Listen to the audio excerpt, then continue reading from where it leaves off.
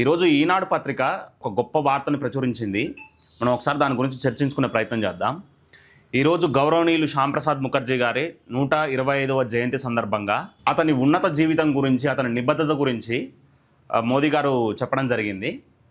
నిబద్ధతకు నిలువుటద్దం శ్యాంప్రసాద్ ముఖర్జీ జాతీయవాదం, నిస్వార్థ సేవ అనే ఉన్నత ఆదర్శాలను గౌరవించే బహుళ ప్రజానికానికి జూలై 6వ తేదీ ఎంతో ప్రత్యేకమైనది.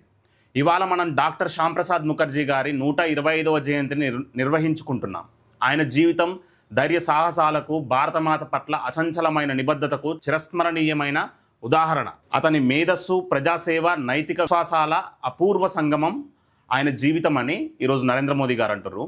శ్యాంప్రసాద్ ముఖర్జీ గారు బెంగాల్ ప్రాంతంలో పుట్టడం జరిగింది. అతను బేసికల్గా ఒక విద్యావంతుల కుటుంబంలో జన్మించారు, ఒక ధనవంత కుటుంబంలో జన్మించారు. అయినప్పటికీ తన లగ్జరీ లైఫ్ని పక్కన పెట్టి దేశం స్వతంత్రం పొందాలని, విముక్తి కల్పించాలని దేశానికి అతనికి 30వ దశకంలోనే ప్రజా జీవితంలోకి రావడం జరిగింది. అంతేకాదు అతి తక్కువ వయసులో కలకత్తా విశ్వవిద్యాలయానికి వైస్ ఛాన్సలర్గా కూడా సేవలు అందించిన వ్యక్తి శ్యాంప్రసాద్ ముఖర్జీ గారు. అతను ఒక విద్యావంతుడు, ఒక వ్యాపారవేత్త, జాతీయవాది. నెహ్రూ అధికారాన్ని, నెహ్రూ బలాన్ని ధిక్కరించి దేశం కోసం ఏదైతే మంచిదో అదే చేస్తా అని తిరుగుబావుట ఎగిరేసిన ఒక గొప్ప నాయకుడు శ్యాంప్రసాద్ ముఖర్జీ గారు. ఒకసారి అతని మాటల్లోనే విద్య గురించి, విద్యా సంస్థల గురించి ఒకసారి వివరించుకునే ప్రయత్నం చేద్దాం. I'm quoting Shyamprasad Mukherjee words. విద్యా సంస్థలను కేవలం గుమస్తాలను తయారు చేసే కర్మాగారాలుగా చూడటం తప్పు. మున్సిపల్ కార్పొరేషన్లు, శాసనసభలు, పార్లమెంటు వంటి స్వయపాలన సంస్థలకు నాయకత్వాన్ని అందించగల వారిగా, పారిశ్రామికవేత్తలుగా విద్యార్థులను మనం తీర్చిదిద్దాలని ఒక సందర్భంలో డాక్టర్ శ్యాంప్రసాద్ ముఖర్జీ గారు చెప్పడం జరిగింది. అలాగే ఇక్కడ మనం విషయం చూస్తే డాక్టర్ శ్యాంప్రసాద్ ముఖర్జీ జీవితంలోని మలిదశలో భారతీయ జనసంఘ్ను స్థాపించడం జరిగింది. మొదట్లో అతను కాంగ్రెస్లో ఉన్నప్పటికీ అతను కాంగ్రెస్ నుంచి స్వతంత్ర అనంతరం 1947 నుంచి 1950 మధ్య కాలంలో మొదటి పారిశ్రమ శాఖ మంత్రిగా సేవలు అందించారు. ఆ తర్వాత నెహ్రూ విధి విధానాలు నచ్చక నేషన్ ఫస్ట్ అనే విధానంతో జనసంఘ్ని, భారతీయ జనసంఘ్ పార్టీని స్థాపించి బెంగాల్ ఎలా అయితే యునైటెడ్గా ఉన్నదో, బెంగాల్ యునైటెడ్గా ఉండడానికి చాలా ముఖ్య కారణం శ్యాంప్రసాద్ ముఖర్జీ గారే. అతను ఆ ఉద్యమంలో పార్టిసిపేట్ చేయడం జరిగింది. ఆ తర్వాత జమ్మూ కాశ్మీర్ ఆర్టికల్ 370 ద్వారా ఏదైతే స్వయం ప్రతిపత్తి ఉందో దాన్ని రద్దు చేయాలని, ఇంటిగ్రేషన్, జమ్మూ కాశ్మీర్ కూడా భారతదేశంలో ఇంటిగ్రేషన్గా ఉండాలని, ఒకటే దేశం ఒకటే చట్టం అనే విధానంతో తను నిరసన చేపడుతూ జమ్మూ కాశ్మీర్లో జైల్లో మరణించారు. అది కూడా అనుమానాస్పదంగా. వివరాల్లోకి వెళ్తే డాక్టర్ శ్యాంప్రసాద్ ముఖర్జీ జీవితంలోని మలిదశలో భారతీయ జనసంఘ్ను స్థాపించాలని నిర్ణయించుకోవడం ఆయన పోరాట స్ఫూర్తిని చాటుతుంది. కాంగ్రెస్ పార్టీ సర్వం సహాధిపత్యం చెలాయించిన ఆ రోజుల్లో దేశ ప్రగతి కోసం ప్రత్యామ్నాయ స్వరం వినిపించే రాజకీయ సంస్థ అవసరమని ఆయన భావించారు.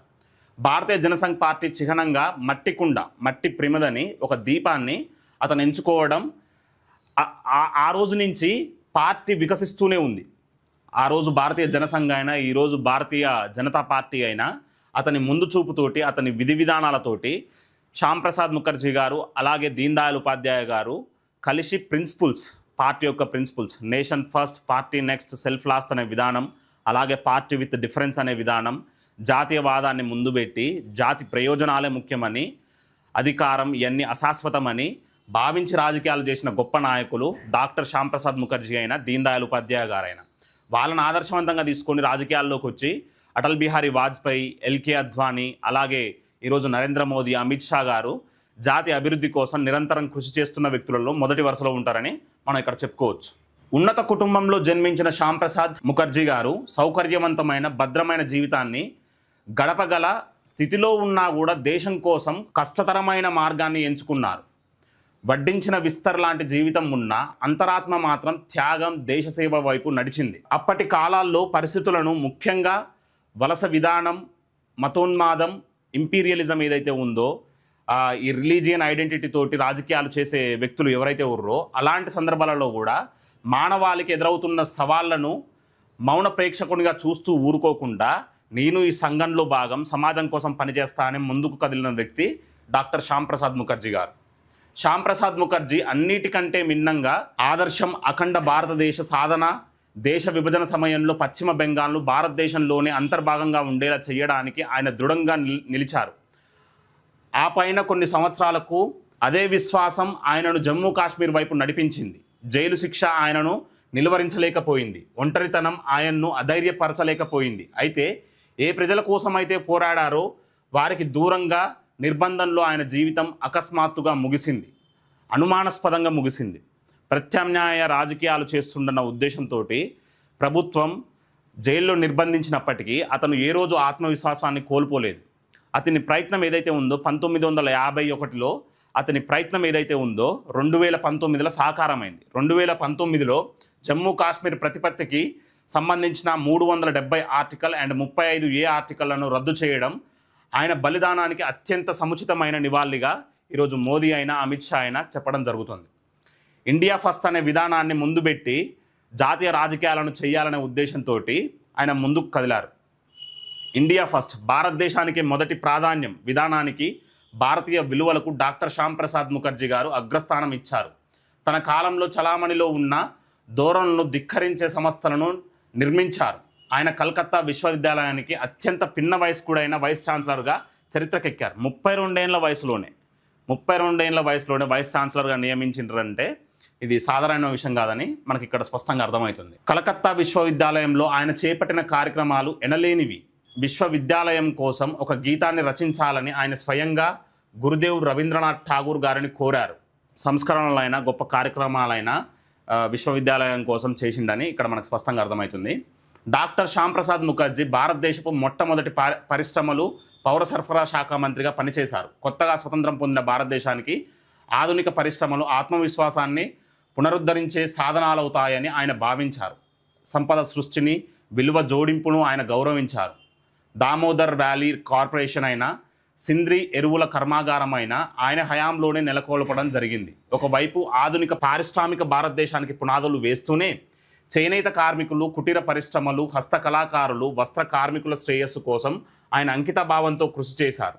స్వయం సమృద్ధి సాధనలో భాగంగా డాక్టర్ శ్యాంప్రసాద్ ముఖర్జీ స్థాపించడానికి కృషి చేసిన సింద్రి ఎరువుల ప్లాంట్ను దశాబ్దాలుగా దేశం పరిపాలించిన కొంతమంది నాయకులు నిర్లక్ష్యం చేసిర్రు. దాన్ని ఈ ఎన్డీఏ ప్రభుత్వం ఏదైతే ఉందో దాన్ని పునరుద్ధరణకు కృషి చేయడం అనేది ఒక గొప్ప అవకాశంగా నరేంద్ర మోదీ ప్రభుత్వం భావిస్తుందని స్వయంగా నరేంద్ర మోదీ చెప్పడం ఇక్కడ మనం గుర్తుంచుకోవాల్సిన విషయం. ప్రజాస్వామ్యం అంటే భావ ప్రకటన స్వేచ్ఛ, ప్రత్యామ్నాయ రాజకీయాలు ఉండాలి, సింగిల్ పార్టీ ఎజెండాతోటి దేశం నడవకూడదు. ఎప్పుడైతే చెక్స్ అండ్ బ్యాలెన్సెస్ ఉంటాయో అప్పుడు మాత్రమే దేశం ముందడుగు వేస్తుందని డాక్టర్ శ్యాంప్రసాద్ ముఖర్జీ గారు బలంగా నమ్మేవారు. ఆ రోజు అంత కాంగ్రెస్ డామినెన్స్ అంటే ఎంతనంటే అన్ని రాష్ట్రాలలో కాంగ్రెస్ ప్రభుత్వం ఉండేది, 1-2 రాష్ట్రాలలో మినహాయించి. అయితే ఆ సందర్భంలో 10 నుంచి 15 సీట్లు రాకపోయినప్పటికీ లోక్సభలనైనా రాజ్యసభలనైనా శక్తి వంచన లేకుండా బలంగా పనిచేసిన వ్యక్తులలో శ్యాంప్రసాద్ ముఖర్జీ గారైనా, దీన్ దయాళ్ ఉపాధ్యాయ గారైనా ప్రథమ వరుసలో ఉంటారు.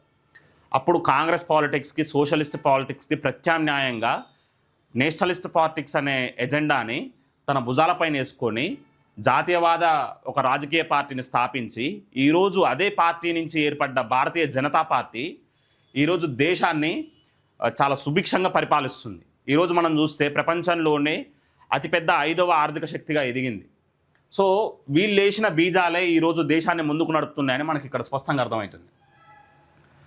ప్రజాస్వామ్య పూర్తికి డాక్టర్ శ్యాంప్రసాద్ ముఖర్జీ నిలువెత్తు నిదర్శనం. ఆయన పండిట్ నెహ్రూ మంత్రివర్గంలో ఉంటూనే జాతీయ ప్రయోజనాల కోసం భిన్న మార్గం అవసరమని భావించినప్పుడు గౌరవప్రదంగా తన పదవికి రాజీనామా చేసి వైదొలిగారు. తన పదవిని వదులుకున్నారు. తాను నమ్మిన రాజకీయ పంతాకు పూర్తిగా అంకితమయ్యారు. 75 సంవత్సరాల క్రితం పండిట్ నెహ్రూ రాజ్యాంగానికి మొదటి సవరణ తీసుకొచ్చారు.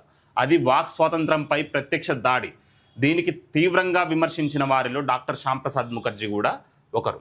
1950 రాజ్యాంగం అమలులోకి వస్తే 1951లోనే మొదటి రాజ్యాంగ సవరణ చేస్తూ ఫండమెంటల్ రైట్స్ని దెబ్బతీసే విధంగా నెహ్రూ ఒక రాజ్యాంగ సవరణ చేయడం అనేది జరిగింది.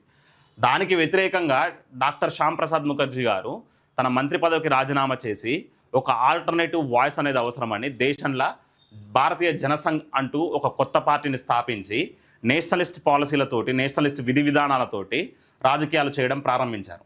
అతని స్ఫూర్తితోటి చాలామంది ఈరోజు మనం ఎవరైతే దీన్ దయాళ్ ఉపాధ్యాయ గారైనా, అటల్ బిహారీ వాజ్పేయి గారైనా, ఎల్కే అద్వానీ గారైనా, ఈరోజు నరేంద్ర మోదీ, అమిత్ షా, రాజ్నాథ్ సింగ్, నెక్స్ట్ నితిన్ గడ్కరీ ఇట్లాంటి ముఖ్య నాయకులైన, ప్రమోద్ మహాజన్ ఇట్లాంటి ముఖ్య నాయకులైనా కూడా అతని స్ఫూర్తితోనే రాజకీయాల్లోకి వచ్చారని మనం ఇక్కడ స్పష్టంగా అర్థమవుతుంది. ఈరోజు శ్యామ్ ప్రసాద్ ముఖర్జీ గారు భారతీయ యువతకి ఇచ్చిన సందేశం ఏంటిదనంటే, మీరు ఏ పనిని చేపట్టినా దానిని ఏకాగ్రతతో సమగ్రంగా చక్కగా చేయండి. దానిని ఎప్పుడూ సగంలో వదిలివేయవద్దు. ఆ కార్యసాధనకు మీ సర్వశక్తులు దారపోయండి అని విద్యార్థులకు ఆయన పిలుపునిచ్చారు. వికసిత భారత లక్ష్య సాధనకు భారతదేశం దూసుకుపోతున్న తరుణంలో డాక్టర్ శ్యామ్ ప్రసాద్ ముఖర్జీ గారికి మనం అర్పించగల అత్యుత్తమమైన నివాళి ఏంటిదనంటే, ఆయన ఆశించిన ఆత్మవిశ్వాసం, కరుణామూర్తి భవించిన సమైక్య, యూనిటీ అండ్ బలీయ భారతదేశ నిర్మాణానికి, స్ట్రాంగ్ నేషనల్ బిల్డింగ్కి మనం అహర్నిశలు శ్రమించాలని ఈరోజు నరేంద్ర మోదీ గారైన, ఎన్డీఏ నాయకత్వం అయినా దేశ ప్రజలని కోరడం జరుగుతుంది. సో ఇది ఈరోజు భారతీయ జనసంఘ్ వ్యవస్థాపకులైన గౌరవనీయులు డాక్టర్ శ్యామ్ ప్రసాద్ ముఖర్జీ గారి జయంతి సందర్భంగా ఈనాడు ఒక గొప్ప ఆర్టికల్ని ప్రచురించడం జరిగింది.